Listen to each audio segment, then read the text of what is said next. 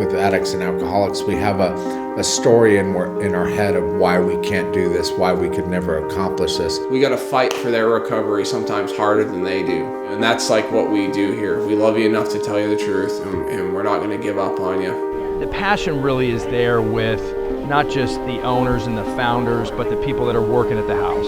We have the capacity and the staff to deal with the guys that maybe traditional places can't. We have fun. We have fun with what we're doing. And once they leave, they become alumni and they go out and get that career that they want, or go back to school and just live a big old life.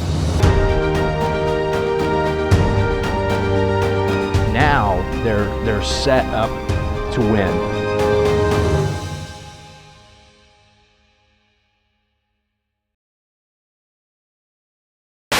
There are signs that Portland's heroin problem is getting worse.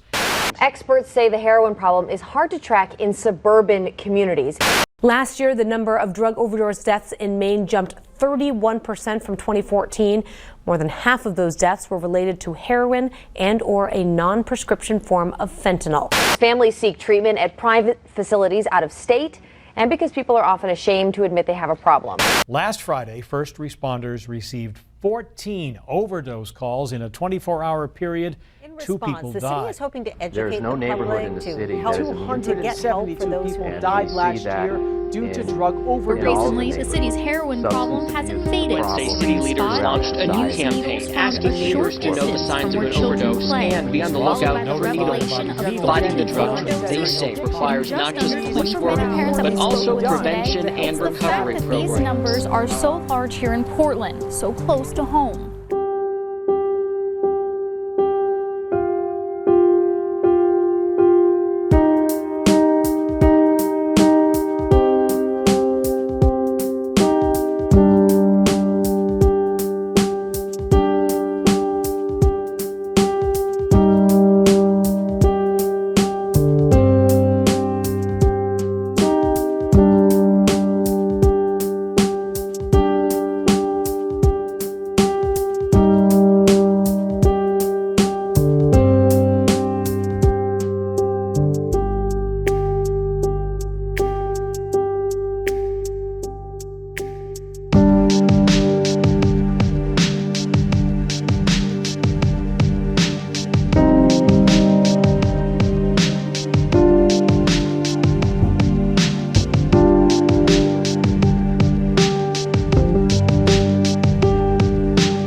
There's no neighborhood in the city that is immune to this.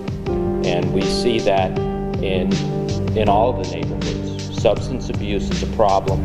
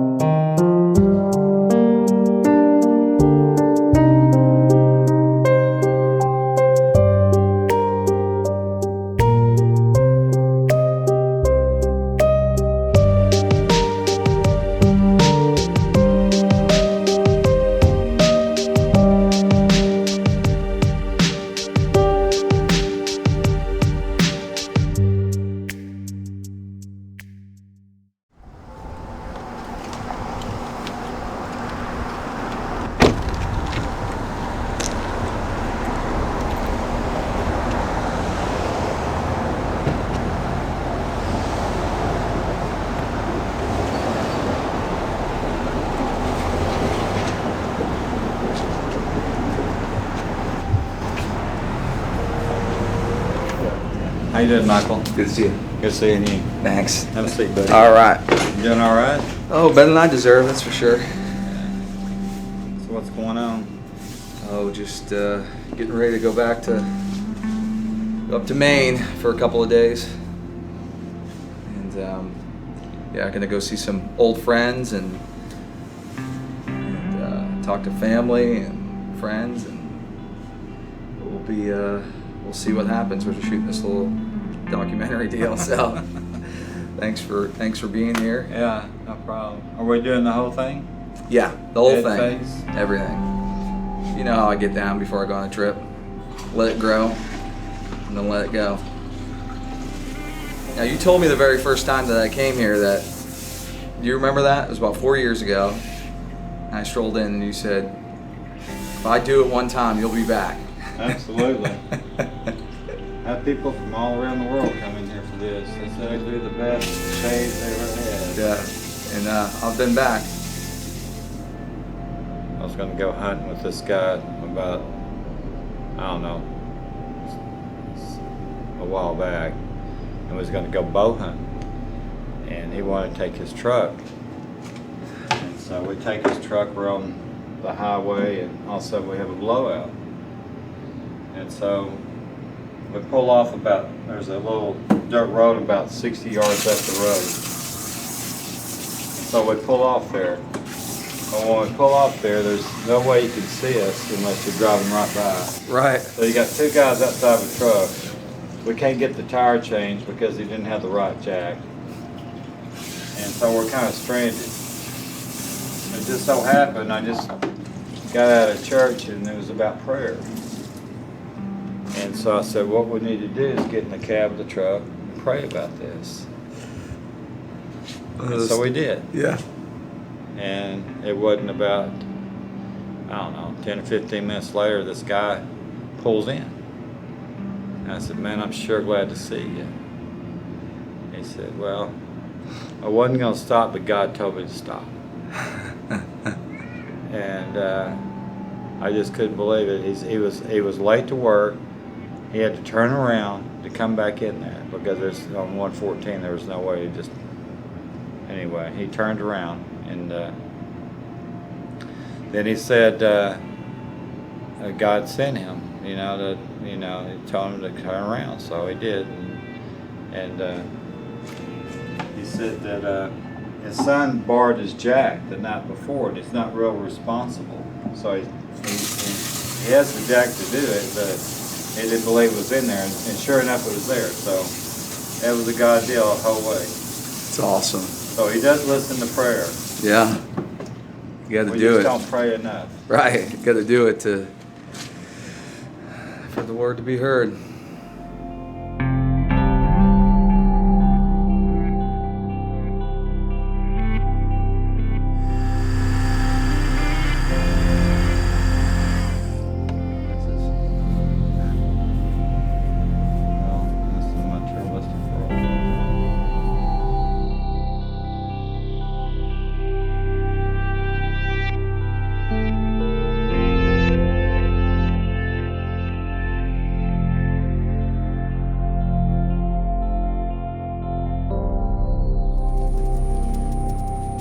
Buffed and ready to go, Mike. All right. Good seeing you again, my brother. Thank you, man. I appreciate it, Ivan. Y'all have a great day. You too, man.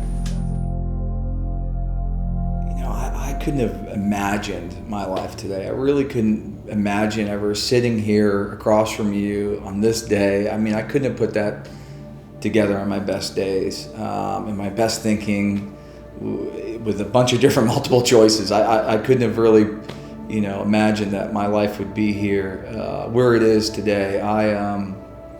The hope and vision of my life is to really kind of carry the message of recovery. I mean, heroin addiction is so rampant in our society today, and maybe someday someone's watching this and they're thinking, man, it was just like, the common cold or something like that. It is so rampant, and I'm sitting here, I'm stringing sentences together. I'm looking pretty decent, but that wasn't the case a number of years ago. I'm a heroin addict. I'm a heroin junkie and alcoholic. I, at a very young age, was sticking, needles in my arms, and I would have never thought that would have been the case at 5 or 6 or 7 years old, that my life would turn to the way it is.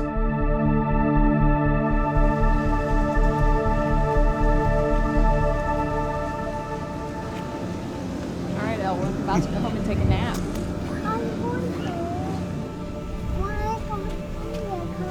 Oh, there we go. I'll just pop out. Here's Clanky. You'll meet me there? Yeah. Okay. I love you.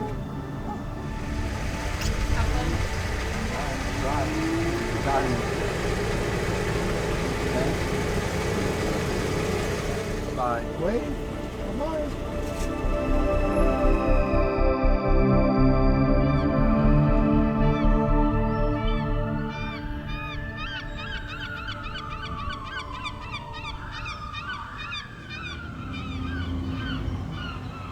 Here we come. Coming into Portland now. Homeland. So enjoy Hill, back bay, back cove. See the hill. It's been a few. Man, has this place changed a lot since I grew up. The old bakeries are now big buildings. All the houses have been torn down and put into condos. It's changed a lot. I used to walk to school down here and smell the bakery every morning when I would walk to school. But the street corners in which we sold drugs on aren't the street corners that people sell drugs on anymore, you know? Changed. Change that around. They're all fancy restaurants, fine dining. But the addiction, that didn't stop the addiction. It stopped the heroin epidemic, and back when drinking and drugging was pretty innocent. You know, there's a time in which every addict's life, I think it's fun and it's innocent. Sometimes that lasts a few years, sometimes a few months. At some point, it starts becoming a necessity. I moved up here. I was going into the 4th grade. Kept the same landlord my mother had a relationship with, and be close to her family. She had a lot of family up here. Her sister and grandparents and stuff, so it made a lot of sense. And it looks innocent enough, the street that we grew up on. There's a lot of kids on Emerson Street. My buddy Mike's grandmother lived next door over here, right here in the corner. And I lived in this house over here in the 2nd floor. This was notorious, very notorious for drug dealing, and there were people at a very young age. I mean, I'm 16, 17 years old, and I got people watching my house for activity. There's a back alley that you go up the stairs and through the back, and my room was in the back. They'd do the secret knock. I'd open up the back door and go right in my room. Get over here. I grew up with his brother, Sean, overdosed. He's lost his family. Tragic situation. A bunch of them just all gone. My buddy James grew up here. He's not living there any longer. Lincoln grew up over here. He died of an overdose a few years ago. A guy, one of the first people I knew, a guy named Sparky, lived in the house over there. He got out of prison and died of an overdose. Buddy Mark recently died of an overdose. Some of these guys ended up in jail. One of my best friends, Mike, lived there, and there's a lot of question around what happened with him dying, and it's all kind of related back to that lifestyle in a lot of ways, we get involved in, even though we're good people. A lot of sadness down the street. Addiction does not care where you come from, how good of an athlete you are, or how smart you are.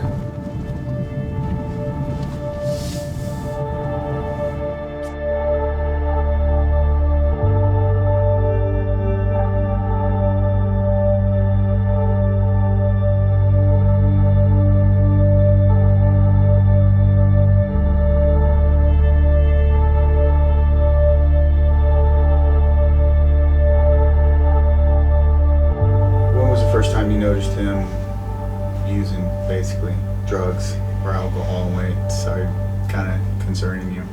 Actually, I didn't find out until Michael was over the age of 18. Michael was very good at what he did. He was very good at convincing me he was fine. He was very good at, I ain't doing anything, Mom. I remember the first time that the principal from middle school called me and said, your son was caught with drugs today. And I'm like, why? My son caught with drugs? No. So Mike came home from school and I said, what's this that this Kelly went to the principal and told them that you had joints? And he was like, oh, Ma, I didn't have joints. Me and David were just playing a prank. We rolled peanut butter and oregano and we passed them on as joints. So me being me and me raising my child the way, the proper way, I believed him. Michael was always he was always going to do big things. He was like, I'm going to be a famous baseball player. And then he was going to be a famous basketball player. And then he was going to own this card shop. And then he was going to be a famous boxer later on in life. So he always knew he was going to do really big things. And I sort of gravitated towards that. He was always like my hero. So I was like, yes, this guy is like going to go places and do things with his life and get out of this neighborhood. So I always had that sense, and great person overall. But I think when I started seeing him go downhill, I'll never forget a situation. I had moved away and then came back to visit, and we were all doing drugs at my friend's house, and she lived on the hill now, and so she befriended me because I was from the hill, and she didn't dare to go anywhere up there. She thought she was gonna get beat up, so she had me come up and introduce her to everybody. So we had a big party at the house, and I remember in the middle of the night, Michael had to go back to get some pills out of a lockbox that were called morphine, and I didn't know anything about it at the time. I remember being really afraid when we were going back to get into this lockbox for this morphine stuff. And I was so scared for him because I didn't know what that was all going to lead into. And I think up until this time I hadn't heard anything about him dealing drugs or anything like that. And then he was like, yeah, I get rid of this stuff. I was like, oh. But I always was very kind of just stood away from everything and just like, okay, you guys do your thing. Everything moved really quickly. It was like it went from having this, just this pill, to all of a sudden this guy's turned into one of the biggest drug dealers in Portland. And it was like overnight.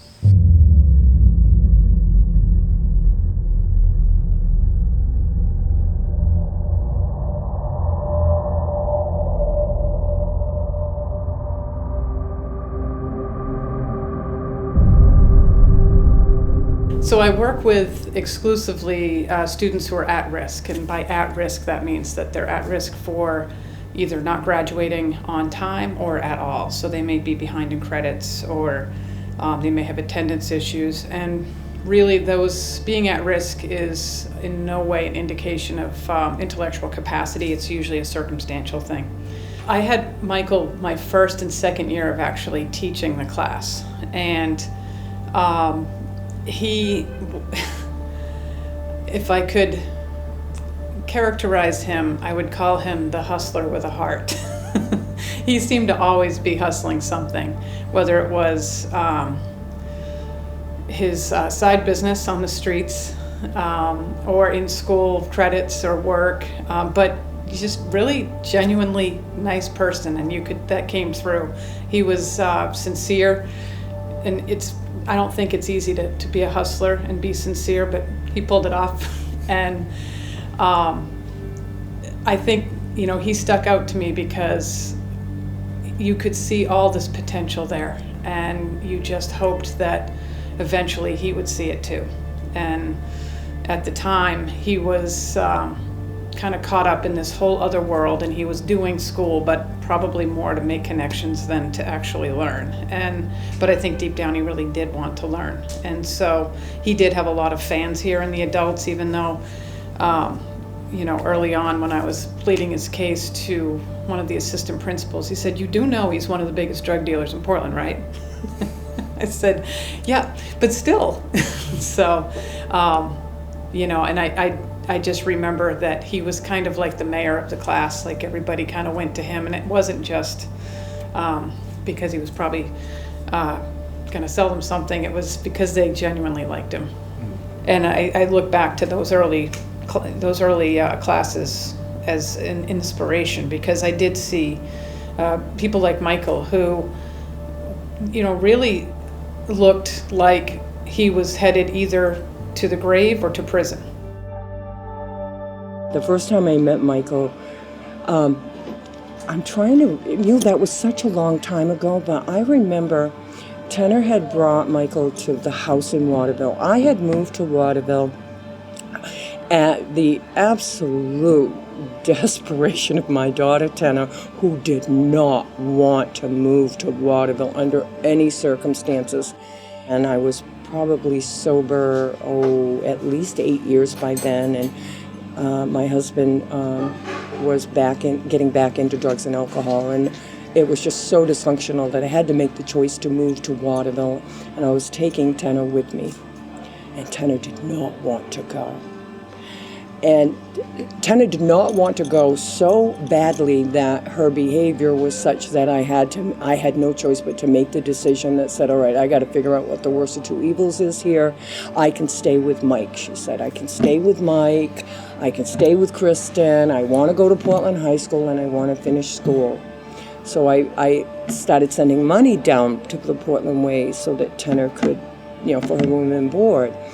And I met Mike when she decided to come home for a visit and brought Mike with her. And the one thing I remember that Tenor was so volatile because she was using. But just a couple weeks ago, 14 overdoses in 24 hours up here. 2 died. And the only reason why they died was because their heart slowed, because they had a heart attack because of the fentanyl. Okay? But the emergency people got there in time. But now I guess this Narcan that's going around, I guess people are giving out Narcan now or something like that. My question is, like, where was this Narcan, months ago when Mikey died? What was going on with, in New York City, they give it out with the needles, I guess. The needle exchange, you know what I mean? Or you can get it. I mean, I have talked to people that actually shot up their girlfriend with drugs, and then she overdosed, and then they had to hit her with a Narcan. You know what I mean? So, and this was in New York City, so they give it. It's accessible. You know what I mean? When you're not used to that kind of drug, that fentanyl, that shit is no joke, man. I don't care what anybody says.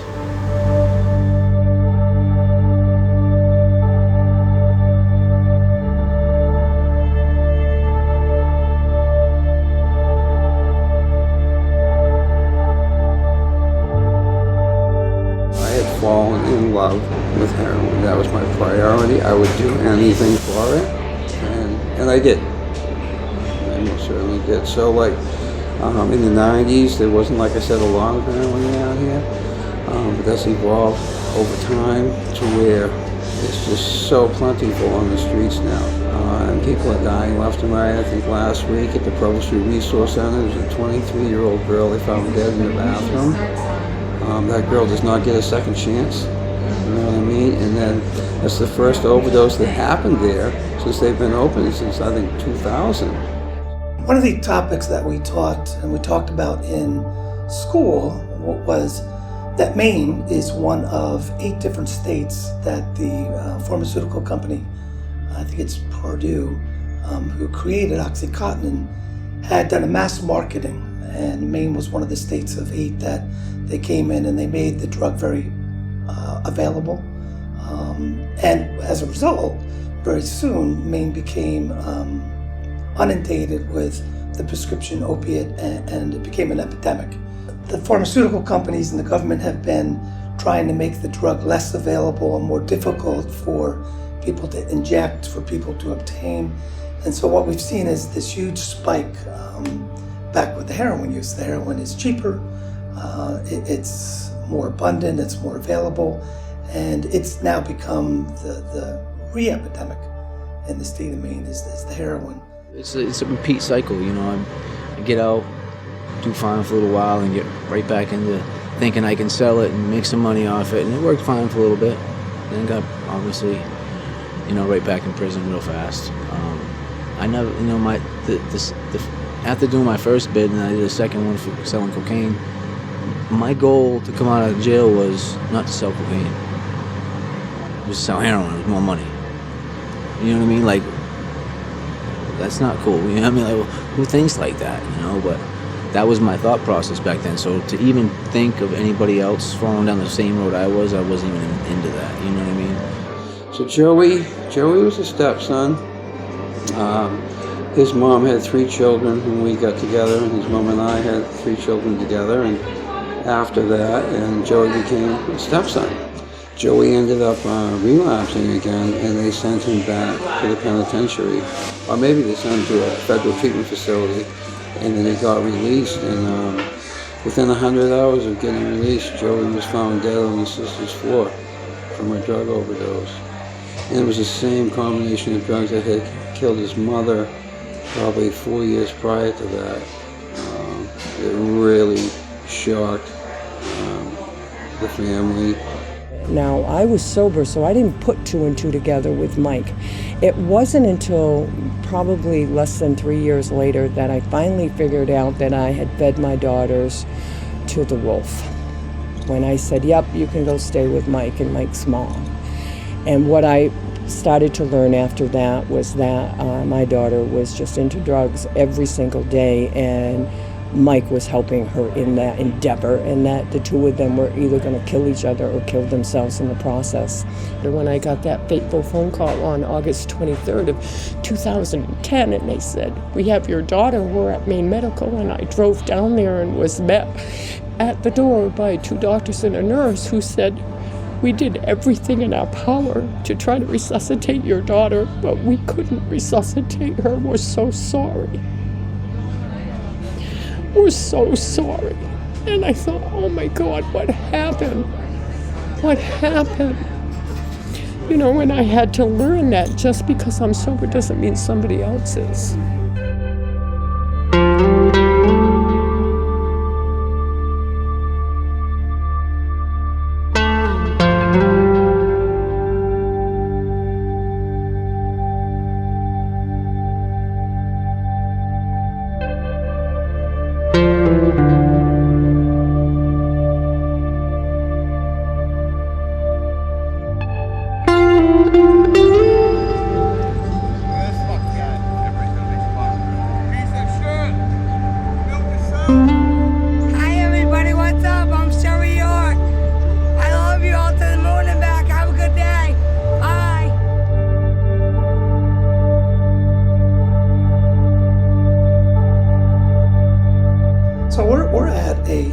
The edge of a very high cliff here in the state of Maine, where if we don't address these issues soon, there'll be more deaths, there'll be more tragedy, there'll be more families mourning the loss of their loved ones. And now we have very few, if any, places for people with these issues, specifically opiates, to go to. If they go to the ER, they're told to wait for 8 to 12 hours, and then they're shushed out. No one wants to wait that long. So we have a dilemma, and our governor is increasing law enforcement and is bringing in the National Guard. My own professional, personal experience is that that's failed miserably and will continue to fail if it's not in conjunction with treatment.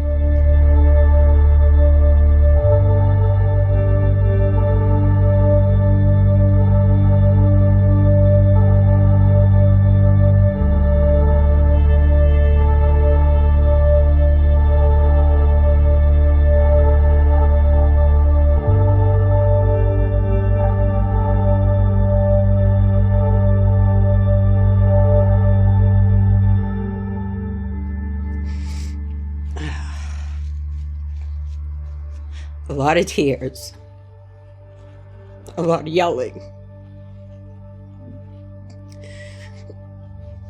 not understanding addiction. I had no idea. I don't know about addiction. I didn't have that. I don't have that personality. So I seek help to understand.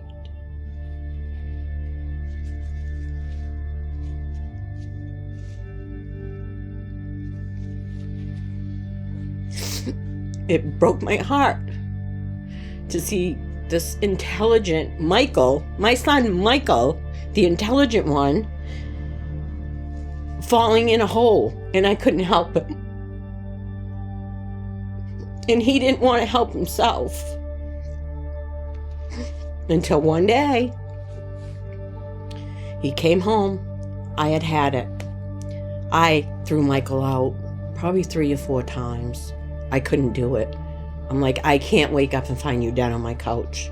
You need to find yourself. And the last time Michael came home, he knocked on the door. I opened it. He says, I'm ready.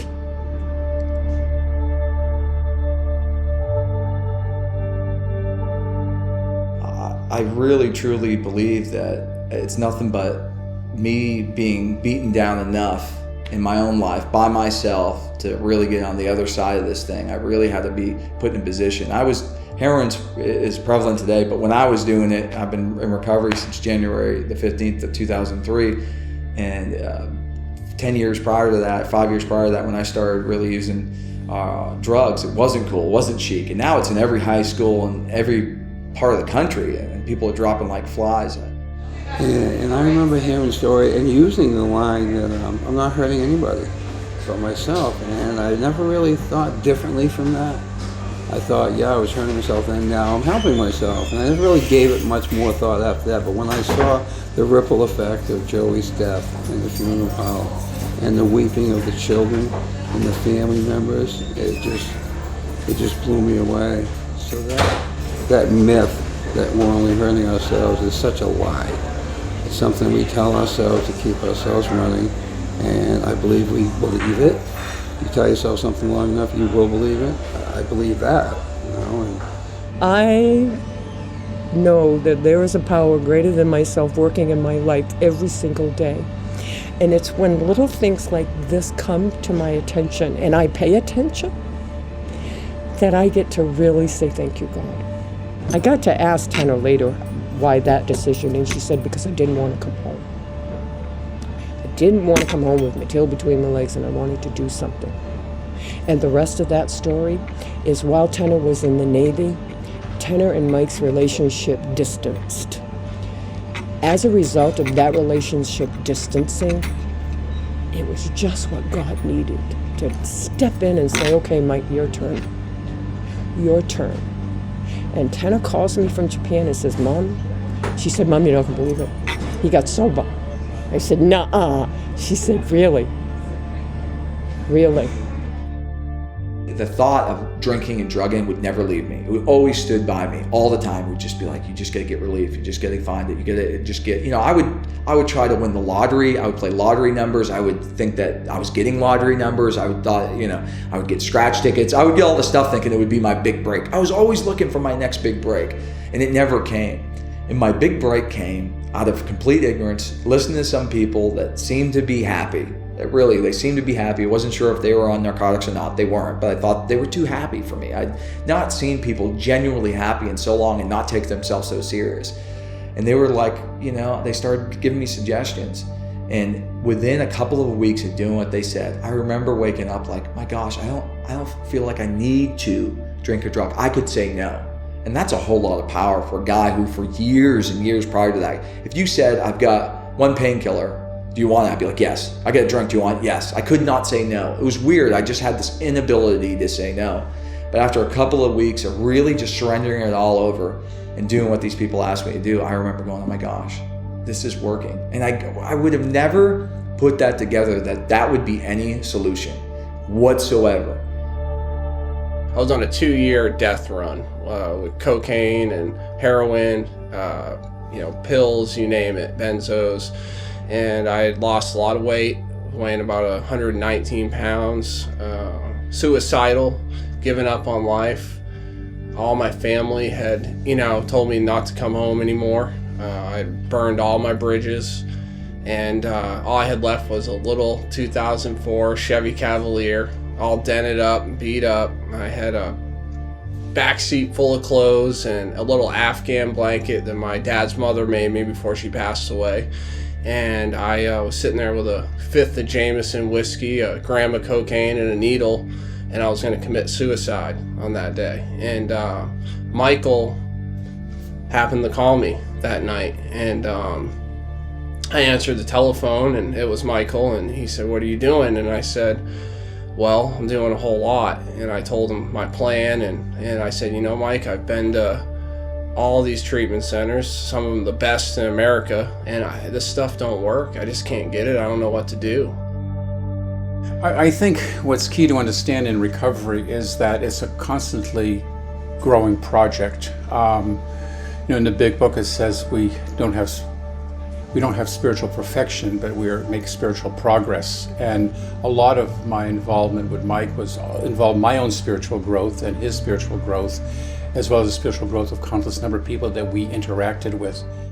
I sit here today to share with you Mike's story because I got to see where Mike came from, and it wasn't too far removed from where I came from. And it's really funny about how recovery works. For me, there's a golden thread that binds us. It's invisible, but it's there. And the moment Mike got sober and I knew it, I went, "Oh my God, I have a kindred spirit in my life now." And Mike and I have stayed connected ever since that day.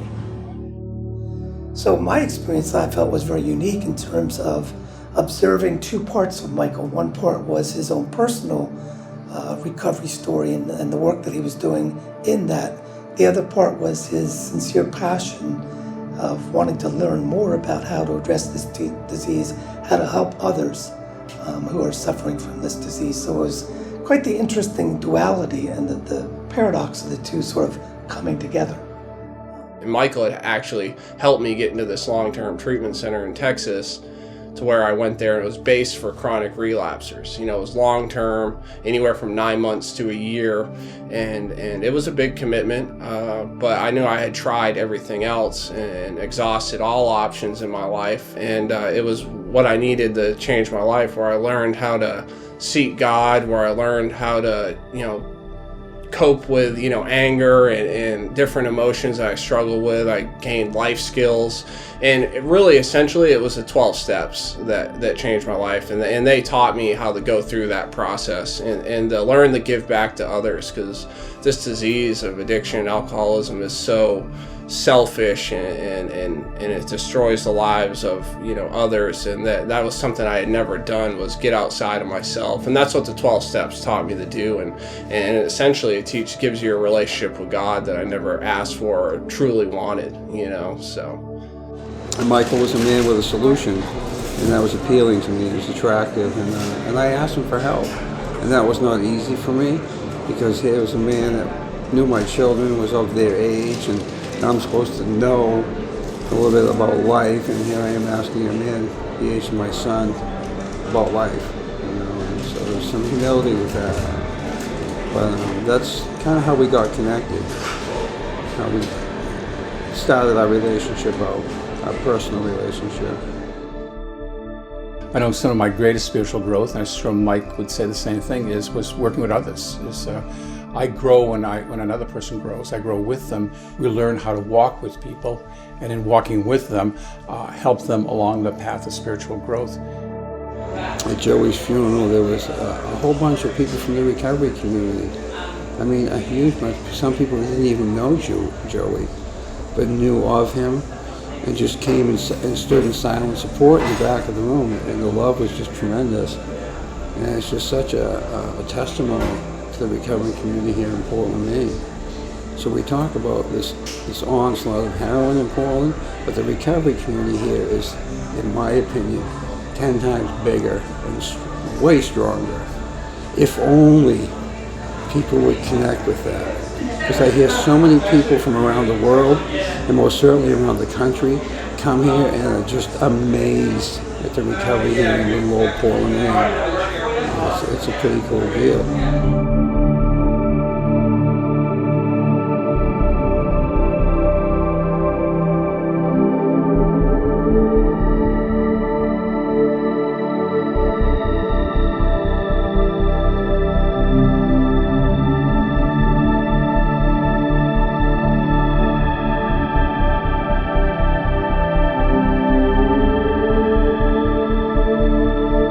still in totally different ends of the world, but because of this recovery and that golden thread, and because we got to be the chosen ones in recovery, we haven't lost our connection. If anything, it's grown stronger.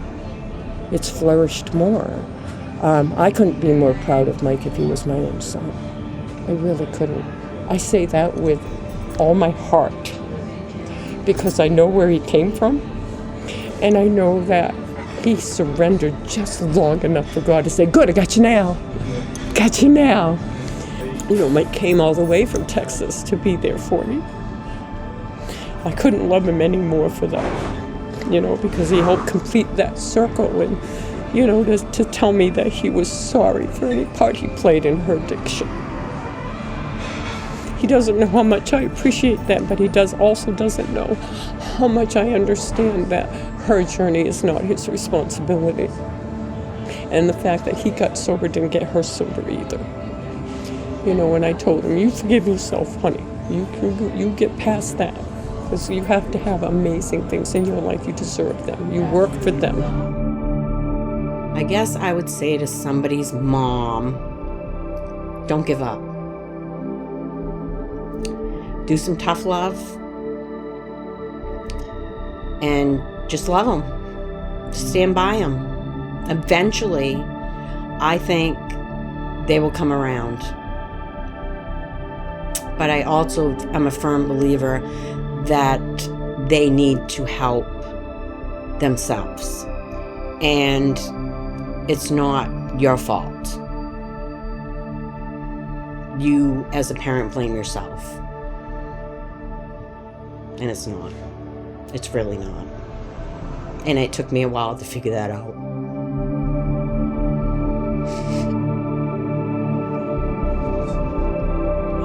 I am watching Mike's son grow up, who looks just like him, by the way. And in my secret place in my heart, I kind of think he's my son too. In my heart too. And I thought that's what my grandson would look like. So I don't have much more to say about Mike except that I am so proud of him. He's come so far. From where he started to where he is now is a gift from God.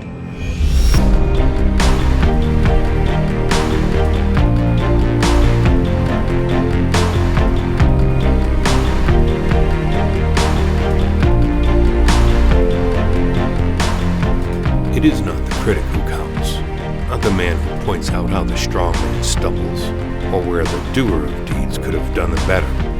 The credit belongs to the man who is actually in the arena, whose face is marred by dust and sweat and blood, who strives valiantly, who errs, who comes short again and again, because there is no effort without error and shortcoming, but who does actually strive to do the deeds, who knows great enthusiasms, the great devotions, who spends himself in a worthy cause, who at the best knows in the end the triumph of high achievement, and who at the worst, if he fails, at least fails while daring greatly, so that his place shall never be with those cold and timid souls who neither know victory nor defeat.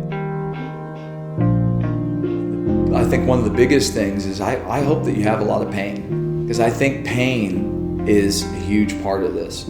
Is I would say for someone as a message is like, give up your judgment. What you think you know is going to be the actual thing that is going to be the noose around your neck, so to speak. Give up judgment and do it someone else's way.